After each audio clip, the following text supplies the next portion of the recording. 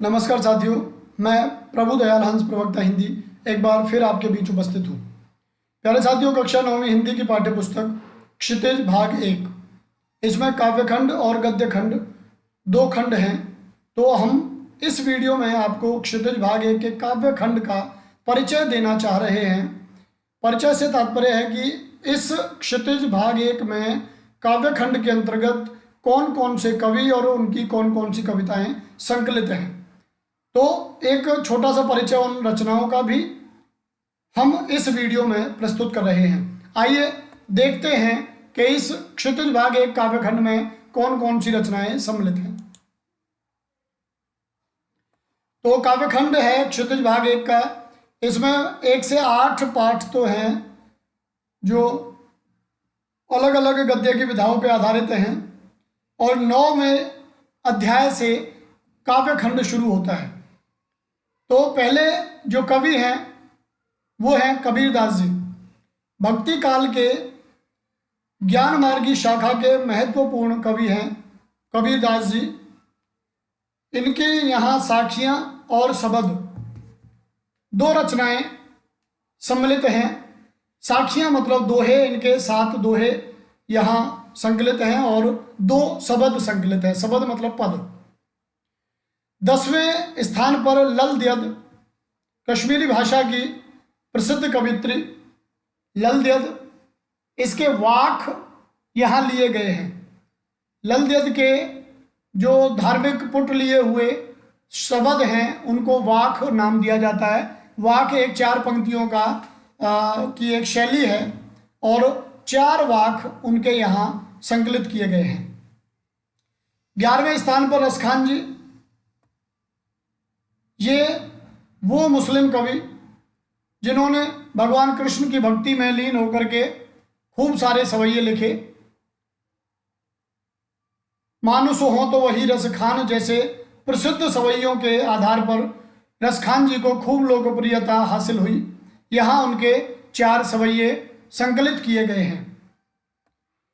12वें स्थान पर माखन लाल चतुर्वेदी, कैदी और कोकिला नाम से उनकी एक कविता यहाँ संकलित है। माखन लाल चतुर्वेदी जी, जिन्हें एक भारतीय आत्मा कहा जाता है, प्रसिद्ध राष्ट्रवादी कवि, और ये पुष्प की अभिलाषा नाम की एक छोटी लेकिन बड़ी महत्वपूर्ण रचना से लोकप्रिय हुए। हिमक्रीटनी, हिमतरंगिनी जैसी अन्य रचनाएं भी माखनलाल चतुर्वेदी जी की हैं।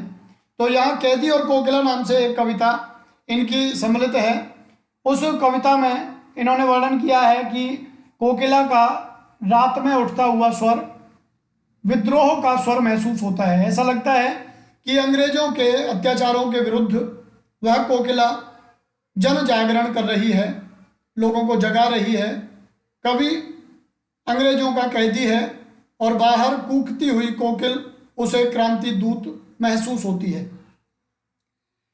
13वें स्थान पर सुमित्रा नंदन पंत, जिन्हें प्रकृति का सुकुमार कवि कहा जाता है।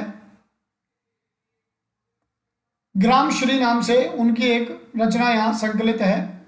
सुमित्रा नंदन पंत जी एक ऐसे कवि रहे जिनका रचना काल जो है वो बड़ा विस्तृत रहा है। इन्होंने छायावाद में भी लिखा, प्रगतिवाद में, प्रयोगवाद में, तो कई युगों में इन्होंने अपनी रचनाएं लिखी हैं। इनकी प्रसिद्धि का आधार छायावाद ही है। छायावादी रचनाओं के आधार पर सुमित्रा नंदन पंत जी को बड़ा महत्व दिया जाता है। छायावाद के 4 स्तंभों में से इन्हें एक माना जाता है। जयशंकर प्रसाद, महादेवी वर्मा, सूर्यकांत त्रिपाठी निराला और सुमित्रा नंदन पंत, ये 4 छायावाद के महत्वपूर्ण 4 स्तंभ माने जाते हैं। तो यहाँ इनकी जो ग्राम श्री रचना है वो प्रकृति सौंदर्य का बड़ा अनूठा उदाहरण है। ग्राम श्री, ग्राम की शोभा, सुंदरता। तो एक गांव में ये जो सुंदरता देखते हैं, महसूस करते हैं, खेत खलियान, प्रकृति का आंगन, प्रत्येक चीज उन्हें आकर्षित करती है और कभी बड़े रच कर बस कर इस कविता का निर्माण करते हैं। 14वें स्थान पर केदारनाथ अग्रवाल जी। केदारनाथ अग्रवाल जी यहाँ जो कविता लेकर के आए हैं, चंद्र गहना से लौटती बेर। केदारनाथ अग्रवाल जी ने भी यहाँ प्रकृति चित्रण किया है। बड़े महत्वपूर्ण कवि रहे हैं केदारनाथ जी। चंद्र गहना से लौटती बेर जो कविता है वो चंद्रगहना नामक स्थान पे कवि जाता है और वहां से जब लौटता है तो लौटते हुए रेल की पटरी के पास एक तालाब के किनारे से जब गुजरता है तो वहाँ इन्हें आसपास का वातावरण बड़ा सुरम्य लगता है, बड़ा अच्छा लगता है और काफ़ी समय ये वहीं व्यतीत करते हैं। तो वहाँ का वातावरण, उस वातावरण में जो पेड़ पौधे, तालाब, मछलियाँ, चिड़िया, सारस, तोता, इस तरह के जो जीव जंतु हैं वो इन्हें बड़ा आकर्षित करते हैं और बड़ी प्रकृति की बड़ी सुंदर व्यवस्था इस कविता में की गई है। तो 15वें स्थान पर सर्वेश्वर दयाल सक्सेना जी। सर्वेश्वर दयाल सक्सेना जी मेघ आए नाम की एक बड़ी सुंदर और छोटी कविता उनकी यहाँ संकलित है। सर्वेश्वर दयाल सक्सेना आधुनिक कवियों में बड़े महत्वपूर्ण कवि रहे हैं। कम लिखा उन्होंने कविताओं में, लेकिन महत्वपूर्ण लिखा। मेघ आए कविता उनकी एक ऐसी कविता जो प्रकृति चित्रण, अब यहाँ आप देख सकते हैं लगातार 3 कविताएं प्रकृति चित्रण की हैं। ग्रामश्री, चंद्र गहना से लौटती बेर और मेघ आए, तीनों प्रकृति चित्रण करती हुई कविताएं हैं। तो सर्वेश्वर दयाल सक्सेना जी की जो मेघ आए है, इसमें कवि वर्णन करते हैं कि जब बादल आते हैं तो प्रकृति में किस तरह का परिवर्तन आता है। उस परिवर्तन को इन्होंने दिखाया है कि जैसे गांव में कोई शहर का मेहमान आ जाए तो उसके आने से जो हलचल मचती है, जो परिवर्तन होता है, वैसा ही परिवर्तन मेघ बादलों के घिर आने से होता है प्रकृति में। तो एक रूपक लेकर के चले हैं।